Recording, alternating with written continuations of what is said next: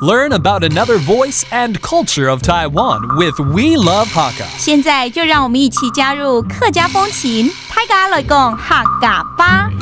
Hello， 你好，大家好，我是 Alice Pong。乃黑石中华回来了。Hi, Emily, and welcome to today's Practical Hakka, where we are going to talk about vegetables. Yes. And if you don't eat them, you'll grow up to be a hamster.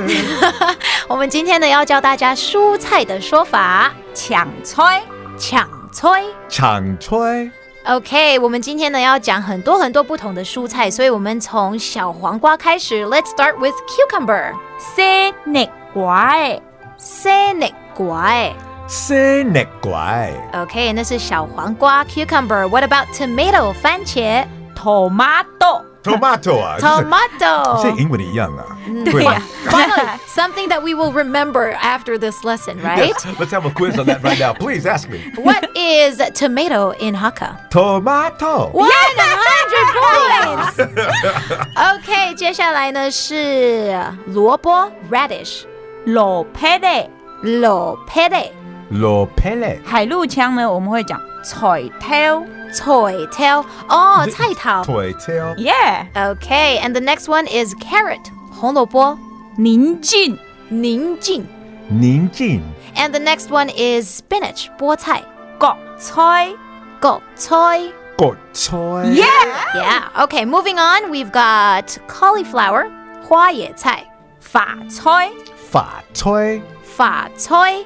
那我们在教的就是我们还有一个是 cauliflower 跟 broccoli，那我们是不是有白色的跟绿色的有差别吗？绿色的我们会多加一个叫做强法菜，强法菜。强法菜。Okay, and our next veggie on the list is celery 芹菜，芹菜，芹菜。Yeah. 芹菜。Okay, so we're going to the market and we want to buy a kilo of cabbage. 所以呢，我们要讲老板高丽菜一斤多少钱？條架，條架，條架。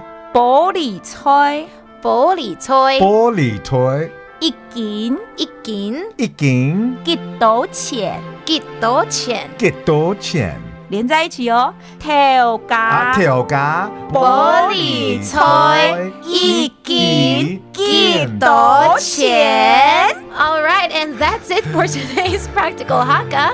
Eat your veggies, everyone. 拭目大家，按仔細張來了。客家风情由行政院客家委员会监制。